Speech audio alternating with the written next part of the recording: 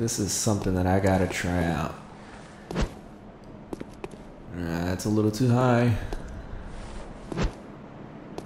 That's not high enough. And oh shit. Oh, what the hell? Oh man.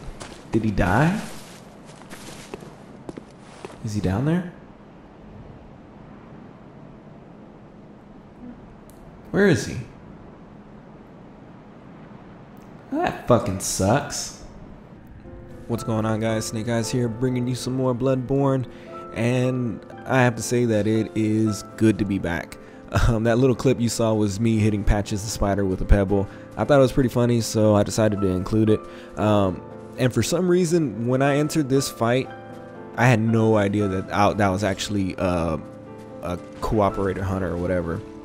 I don't know why. I saw the blue, and when I locked on, I did see cooperator, but for some reason it just didn't really click until I saw the second person. This game was actually really rusty, and this was actually my third match of the day. The first two I lost, and this one I wasn't really expecting to go well. Spoiler alert, I did win. I ended up winning, but it kind of shows off a lot of the stuff that a person should do if they ever find themselves in a situation where they might get ganked. The first one being is to basically go to an area that has enemies that you don't think that they might have killed yet. And in this case, it was actually perfect for me because I had two things going for me. One of them was the fact that there are enemies that can come and provide a distraction, and then the poison pit was definitely another one.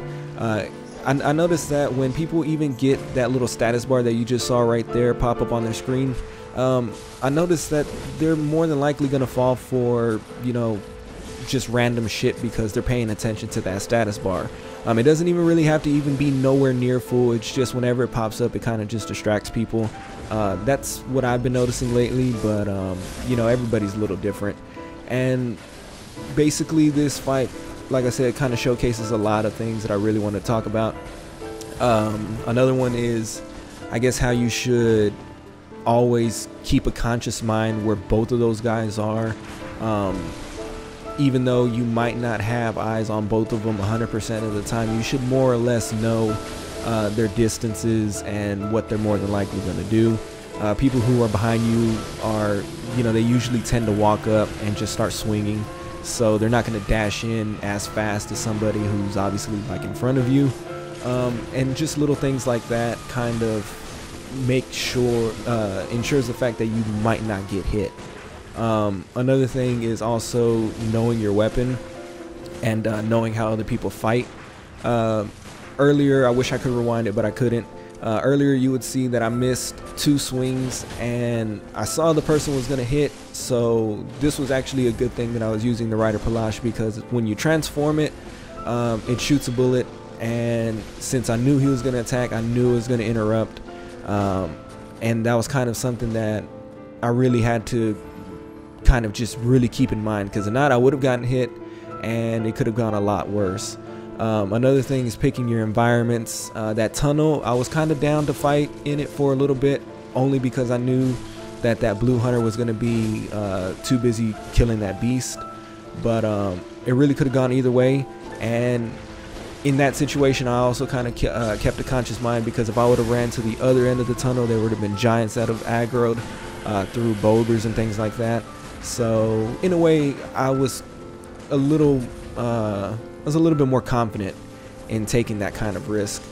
But I gotta catch my breath now. This whole fight is kind of crazy. I feel like the beginning, when both of them were alive, I did pretty well, and then after the cooperator dies, I kind of let my guard down, started playing a little bit more carelessly, and then also this is gonna kind of come off a little weird, but I gave the dude too much respect. What I mean by that is I pretty much treated him as if he were a player that would do certain things when he actually wasn't, and you can kind of see toward the way that I end it, and I'll talk a little bit more about that later. But this was actually a really good opportunity right here because I knew that I was finally going to split them up. I took the risk. I knew I had antidotes. I knew this place has poison. So I took the risk of going down there, and I also was kind of betting on the chance that they'd follow me and maybe they didn't have antidotes. They would have definitely gotten poisoned, and if they didn't have antidotes, their health would just be draining that much faster. Finally, I don't know why this hunter didn't decide to follow him. I guess he didn't think that I was going to come back. But as soon as I saw that message right there, I knew where the Bell Maiden was, and I knew I had some pretty decent time to actually kill this dude before the main guy comes back. But luckily, all I really needed to do was to get a pretty lucky visceral attack. I kind of anticipated it, but I didn't really expect it. And I guess this guy thought I was still chilling over there, and this is kind of where the playstyle just goes down a little bit. I start just really backing off when I should have been aggressive, and all in all, I don't know why. It's probably because I'm still pretty new.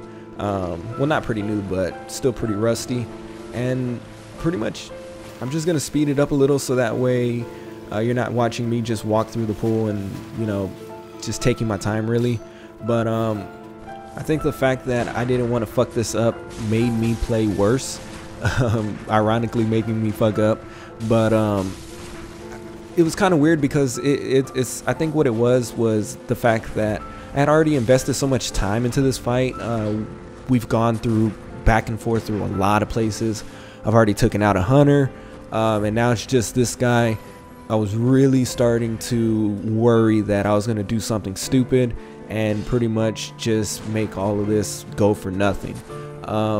So it kind of goes back to the point where if you've been playing a certain way against somebody, more than likely it's safe to just keep playing that way, because if you start changing it up a little bit, you're probably going to get caught off guard and hit with attacks that you probably didn't think you were going to get hit with. And then that starts fucking with you and you start just playing even worse.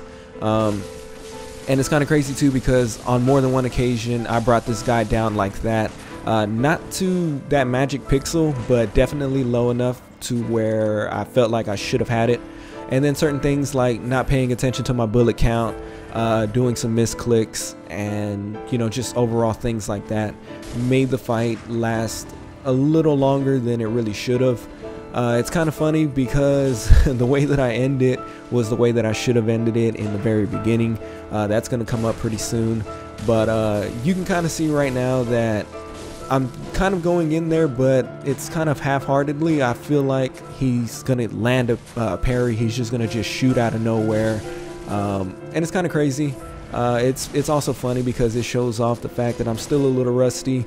I'm doing things that I probably wouldn't normally do, but it's all really fun, and this entire fight was what made me really excited to finally get back to PvP. Like I said before, I hadn't played in about a week, so I kind of forgot all of that.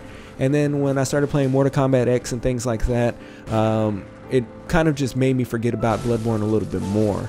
I finally was hopping on to get some remaining footage for a weapon showcase for the Reiterpallasch. This fight happens, and it just reminds me why I actually really love the PvP. It's really fun. At first I had some issues with it. After I started thinking about things, I kind of just changed my whole thought process on that. I guess the only two things that I really have wrong with PvP is the fact that they take some of the invaders' health away, and the fact that it just takes a little too long to find a match. But other than that, everything else I'm fine with. I don't have a problem with healing. In certain situations, the obvious will just parry the healing. Doesn't apply, but it doesn't even really matter. It's just really fun, and I thought this was actually a pretty fun video to show off the fact that I'm finally getting back into it, and it's just as exciting as I remember it to be. This video is taking a long time. I actually thought that I was finally going to get into it, but it's coming up pretty soon.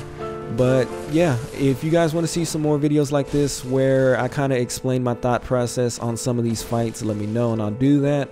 I always like looking back at some of the footage I capture, only because I feel like it makes me a better player, and if I can kind of share that with you guys, that would be all the more better. And like I said, just let me know, and if not, well, I'll probably still do one here and there. But I'm gonna go ahead and let the rest of this video play out. You're gonna see how it ends in just a little bit, and I'll do a little something for that. But I'd like to thank you guys for watching. Leave a like if you enjoyed, subscribe if you haven't already, and until next time, take care.